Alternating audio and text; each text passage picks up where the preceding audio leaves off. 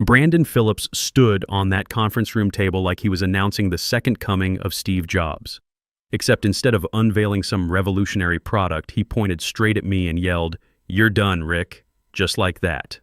13 years of keeping this place running, and I got fired in front of 25 people while the kid ate a protein bar and called it trimming the dead weight. I'm Rick Coleman, 52 years old, and I used to run infrastructure operations for Phillips Tech. Used to being the key phrase here. I didn't say a word, didn't argue. Just pulled the master access ring from my pocket, the same keys I'd carried for over a decade. The ones that opened server rooms, authenticated critical systems, and unlocked that basement storage area where we kept the backup generators. Held them up like a bartender sliding a drink to a problem customer and said, "Good luck with that." Brandon smirked like he'd just conquered Wall Street. What he didn't know, what nobody in that room knew, was that those weren't just door keys. They were encrypted hardware authentication tokens tied to every critical system Phillips Tech operated. See, Brandon wasn't born into this business. He was manufactured in a trust fund factory.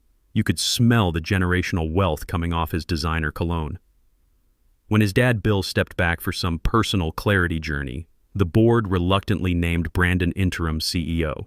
The kid immediately started calling himself a macro visionary and referring to himself in third person like some kind of corporate deity. Then came the purge. Started that Monday morning by firing Jerry, our company historian who'd been documenting processes since the Clinton administration. Poor guy just nodded quietly and packed his cardigan. Next, Brandon slashed the wellness budget and cut 2 remote workers over Zoom, muting them halfway through their goodbyes. But I was the prize. The power move. Brandon needed a scapegoat with a name people recognized. Someone who represented the old way of doing business. Needed to prove the old guard was finished. So he took me out like a rusty filing cabinet. Loudly, publicly, with maximum spectacle. I walked past the reception desk, past the shocked interns, past that motivational poster I'd always hated, "Innovation drives excellence," and straight to my truck. Didn't drive home right away. Sat in that parking garage staring at those keys. They felt heavier than usual. Not the metal itself, but what they represented. Access, authority. 13 years of accumulated responsibility that Brandon just threw away like a used coffee cup. Then I opened my glove compartment and pulled out the blue binder I'd kept there for emergencies. Infrastructure protocols, system documentation, federal compliance matrices. This wasn't some personal vendetta folder, this was institutional memory in 3-ring form. 13 years ago, when Phillips Tech was still operating out of a converted warehouse, Bill trusted me with access that didn't come with a fancy title, just massive responsibility. I was the designated systems custodian on paper and the guy who actually kept the lights on in practice. I stayed overnight during the ransomware attack in 2019, manually switching servers while the automated systems ran diagnostics. When the fire inspector said our server setup violated 3 different codes, I spent a week negotiating variance permits. When vendors threatened to pull contracts over late payments, I smoothed things over with personal relationships built over years. I had signing authority on infrastructure leases, regulatory compliance documents, and security certifications that Brandon didn't even know existed. More importantly, I had the vendor relationships and institutional knowledge to make those signatures mean something. Let him play CEO. Let him fire good people and throw tantrums about legacy thinking. He'd just eliminated the one person who knew where all the digital bodies were buried. My front door always stuck a little. Foundation shifted during that 2008 earthquake, and I never bothered fixing it. Kind of liked that it pushed back when something wasn't right. I kicked it open, dropped my bag by the coffee maker, and sat at my kitchen table. I wasn't angry yet, just quiet. There's a specific kind of silence that happens when something you've built gets handed to someone who thinks compliance is just another software subscription. I went to the hall closet and reached behind the winter coats, pulled down a black binder that hadn't seen daylight since our last federal audit. Inside was everything Brandon forgot to ask about during his streamlining. Vendor authorization codes, NIST compliance protocols, SOX documentation requirements, multi-factor authentication hierarchies. And on page 1, in official government letterhead, Richard Coleman, designated systems custodian for Phillips Tech federal contractor certification. When you don't demand corner offices or executive parking spots, people forget what they've signed. But I remembered every late-night conference call with federal auditors, Every emergency system patch, every compliance deadline I'd met while everyone else was focused on quarterly earnings. My signature wasn't just on internal documents. It was registered with 3 federal agencies as the primary contact for security clearance verification. The Navy taught me that logistics and supply chains are only as strong as their weakest link. Turned out I wasn't just a link in Phillips Tech's chain. I was the master connection holding the whole thing together. You don't fire the master connection. You transition them properly. You document the handover. You spend weeks training their replacement. You say thank you and throw a retirement party. But Brandon wanted headlines, not process. He wanted disruption theater, not operational continuity. So I started making calls. First call was to Sandra at Data Vault Hosting. She picked up on the second ring, voice already tense. "Rick, thank God. We've been getting credential verification errors since this afternoon. What's going on over there?" I kept it simple and professional, just letting you know I'm no longer authorized for maintenance overrides on the Tier 3 servers. Dead silence. Then, "But your name's still the primary contact on our federal contractor portal. You're listed as the compliance verification officer. Not my problem anymore, Sandra. You'll need to reach out to someone else." "Who?" "We don't have anyone else in our system." I could hear her typing frantically. Sandra had been managing our hosting relationship for 8 years. She knew how these government contracts worked. One missing signature could freeze millions in billing. "Rick, this is serious. If we can't verify compliance status, we have to suspend services pending audit. That's a federal requirement." "I understand. You should probably call Phillips Tech directly." We tried, got transferred to some kid named Bryce who hung up on us. Second call was to Tom at SecureGrid, our badge and surveillance vendor. He actually chuckled when I told him about my situation. "That explains the dashboard alerts we've been seeing. Someone tried rebooting your authentication server around 3 p.m. Locked the whole system." "They what?" "Yeah, looks like they thought it was a Windows machine. Just hit restart when the badges started throwing errors. Now it's stuck in safe mode and won't accept administrative commands." Tom had installed our security system back when we moved into the current building. Former Army Signal Corps knew his way around both military and civilian protocols. We'd worked together through 2 major upgrades and countless small fixes. "Here's the thing, Rick. Your biometric signature is hard-coded into the root authentication matrix. Even if I wanted to help them, I can't create new admin access without your physical presence for retinal scan verification. How long until the system times out? 72 hours, then it goes into full lockdown mode. After that, we're looking at a complete reinstall. New hardware, new everything. Probably 6 weeks minimum, assuming they can get federal approval for the replacement components." I made notes in my binder. Not for revenge, just keeping track of the cascade effects. When you pull one thread in a complex system, everything else starts unraveling in predictable ways. Third call was to Maria at Apex Logistics, our facilities management contractor. She was already frustrated before I explained my situation. "The HVAC system's been acting crazy all afternoon. Temperature sensors are giving bad readings and the backup generators won't accept remote commands. That's because the environmental control system is tied into the same authentication network as everything else. Can you walk me through the override procedures?" "Maria, I don't work there anymore. You'll need to contact Phillips Tech for authorization. We tried. They said you were the only one with administrative access to the facilities systems." That was the pattern. For 13 years, I'd been the central point of contact for every vendor relationship, every compliance requirement, every system that kept Phillips Tech running. Not because I was a control freak, but because that's how you maintain security in a federal contracting environment. One person signs, one person is responsible, one person can be held accountable. Brandon thought he was firing a middle manager. What he actually did was yank the master key out of a Swiss watch and hand the pieces to someone who'd never seen the inside of a timepiece. Tuesday morning, 7:30 a.m., exactly 24 hours after my termination, the first wave hit. I wasn't there to see it, but I heard about it from Amy, our receptionist, who called me from her personal phone. "Rick, it's chaos here. Nobody can get into the building. The badge readers are just beeping at everyone. Brandon's outside in the parking lot screaming at his phone." The overnight security guard, Carl, had gone home at 6 a.m. like always. The automatic lock system was supposed to re-enable badge access at 7 a.m. Instead, it stayed in secure mode because the authentication server couldn't verify any administrative users. 280 employees standing outside in business casual, clustering around badge readers like confused tourists at a locked museum. IT got looped in. Raj, our head of technology and probably the smartest guy in the building, tried explaining the situation to Brandon over speakerphone. We can't provision new badge access until we transfer the master authentication credentials from Rick's account. So do it, Brandon demanded. We can't, sir. Rick was the root administrator. Only he could create new administrative accounts without triggering federal security protocols. Can't you hack around it?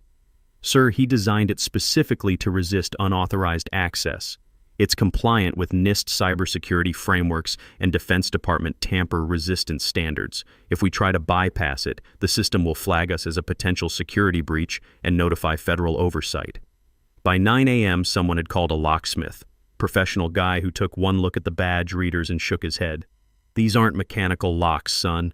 This is a fully integrated electronic security system. I can't just drill these out without setting off alarms from here to Washington. Brandon finally called the fire department, claiming it was an emergency evacuation issue. The fire chief, a former Marine named Rodriguez, took about 30 seconds to size up the situation. Son, this isn't a fire emergency. This is a management problem. Your people can get out of the building just fine. They just can't get back in. Maybe next time, don't fire your security administrator without reading the manual first. The building stayed locked until 2 p.m. when Sandra from Data Vault drove over with an emergency access device she kept for situations exactly like this. Cost Phillips Tech $5,000 in emergency service fees just to unlock their own front door. By Wednesday, the real problems started showing up. Not the dramatic stuff like locked doors, but the quiet financial bleeding that kills companies slowly.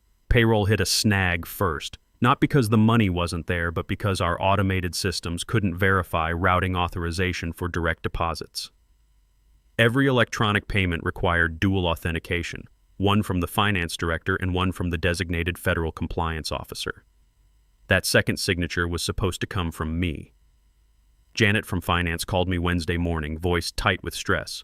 Rick, I know this is awkward, but we need your authorization token for the payroll run. The system won't process without dual verification. Janet, I don't work there anymore.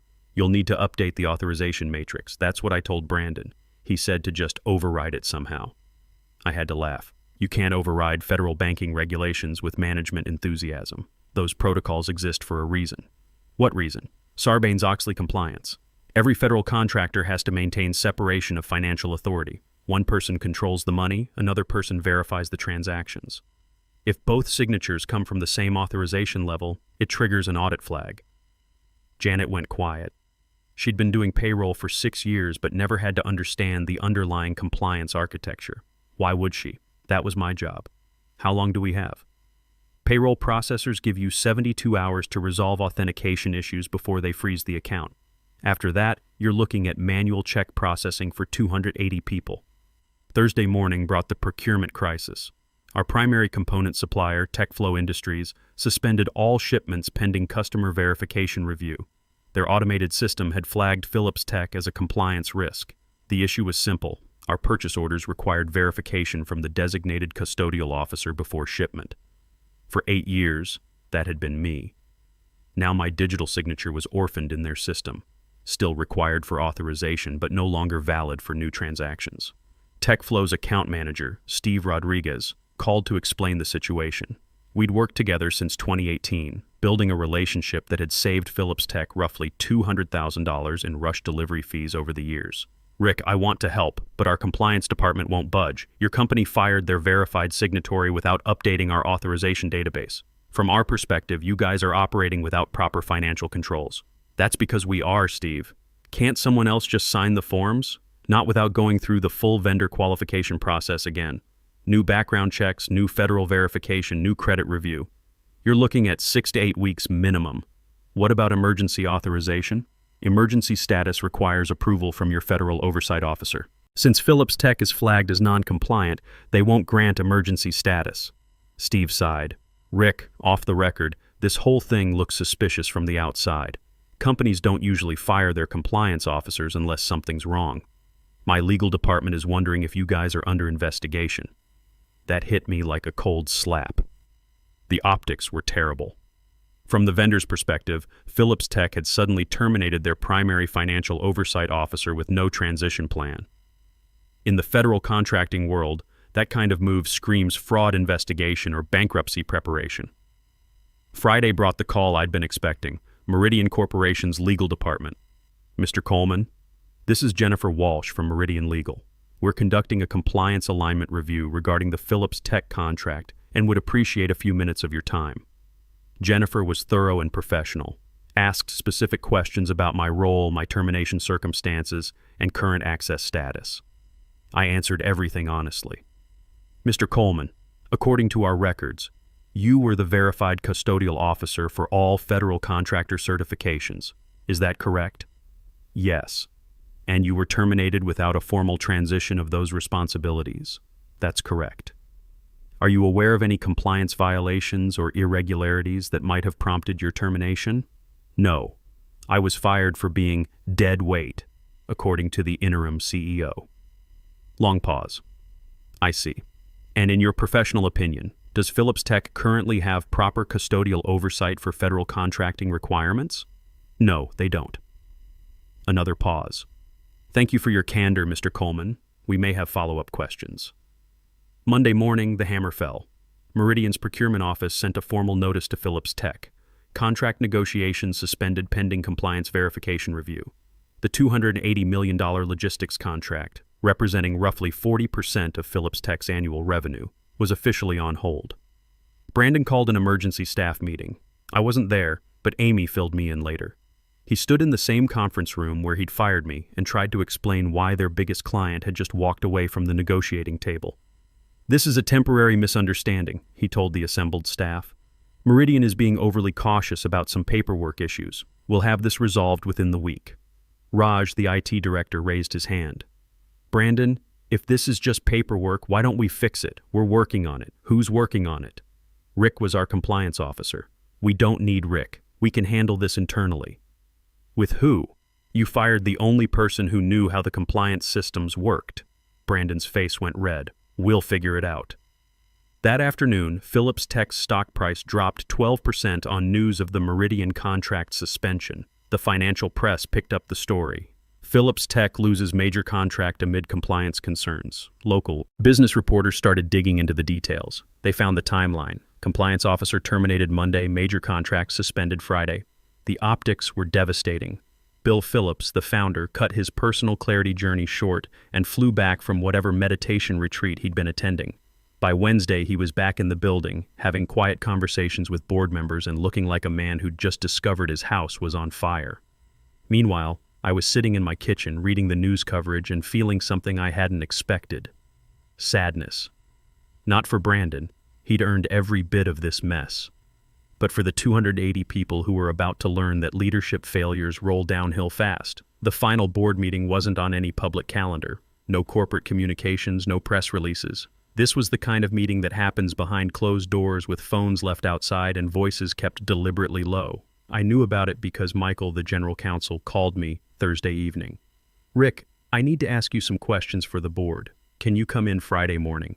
9 a.m. Am I being subpoenaed? No, nothing like that. We just need your professional assessment of the current situation.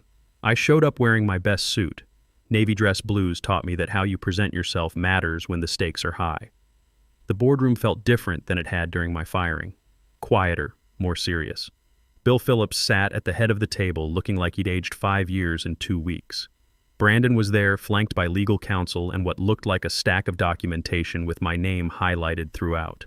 Michael started with the basics. Rick, can you walk us through your role as systems custodian? For 20 minutes, I explained the compliance architecture I'd built over 13 years. Federal contractor requirements, vendor authorization matrices, financial oversight protocols. The board listened without interrupting, taking notes. When you were terminated, was there any transition of these responsibilities? No. I was told to clean out my desk and leave immediately. One board member leaned forward. Mr. Coleman, in your professional opinion, can Phillips Tech currently fulfill its federal contracting obligations? No, sir. Not without significant remediation and recertification. How significant? 6 to 8 months minimum. New background checks, new vendor qualifications, new federal oversight approval. And that's assuming no compliance violations are found during the review process. Bill asked the question I'd been expecting. What would it take to fix this quickly? You'd need me to come back and execute a proper transition. But even then, the damage to vendor relationships and client confidence would take years to repair. Brandon finally spoke up.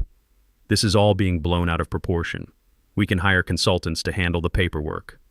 Michael slid a folder across the table. These are the estimates from 3 different compliance consulting firms. Minimum cost, $2.8 million. Timeline, 12 to 18 months. And that's with no guarantee that federal agencies will accept the transition. The room went quiet. You could hear the HVAC system cycling, the same system that was still throwing temperature alerts because nobody knew how to reset the authentication protocols. There's one more thing, Michael continued. The SEC has opened a preliminary inquiry into the Meridian contract suspension. They want to understand why a major federal contractor suddenly terminated their compliance officer without documentation. Bill's face went gray.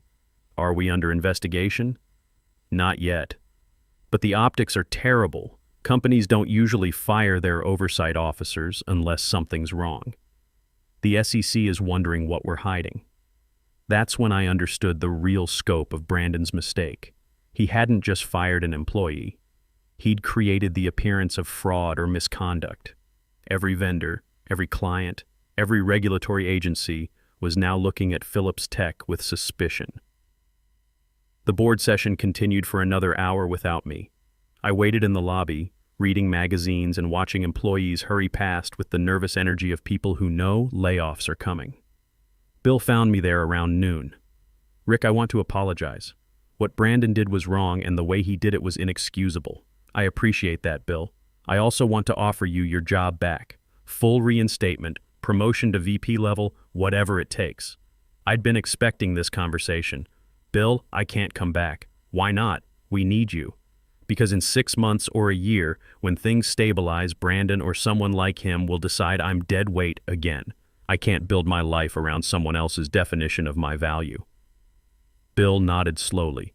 What if I guaranteed that wouldn't happen? You can't guarantee anything. You stepped away once, and look what happened.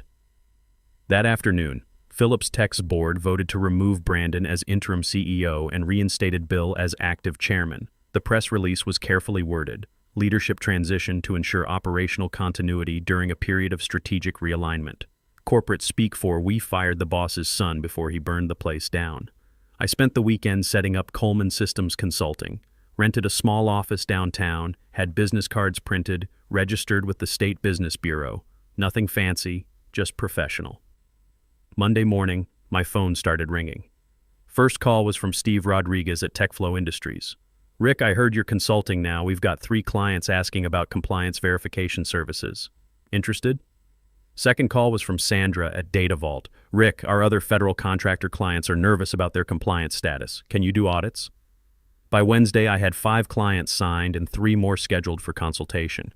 Word travels fast in the federal contracting world, especially when a major company implodes over compliance issues. Phillips Tech struggled for months. Bill managed to stabilize operations, but the Meridian contract was permanently lost. They had to lay off 85 people and sell their government contracting division to stay solvent. Brandon disappeared from the local business scene. Last I heard, he was running a cryptocurrency startup in Austin telling people he was a disruption specialist. 6 months later, I was sitting in my expanded office reviewing proposals for a $40 million federal consulting contract when Amy called. Rick, Bill Phillips is here. Says he wants to hire Coleman Systems Consulting for compliance oversight. I looked out my window at the Phillips Tech building across the street. Still there, still operating, but smaller now. Humbled. Tell him I'll call him back, I said. I'm booked solid for the next 6 months. Sometimes the best revenge is simply being too busy to return phone calls. And trust me, I'm very busy these days.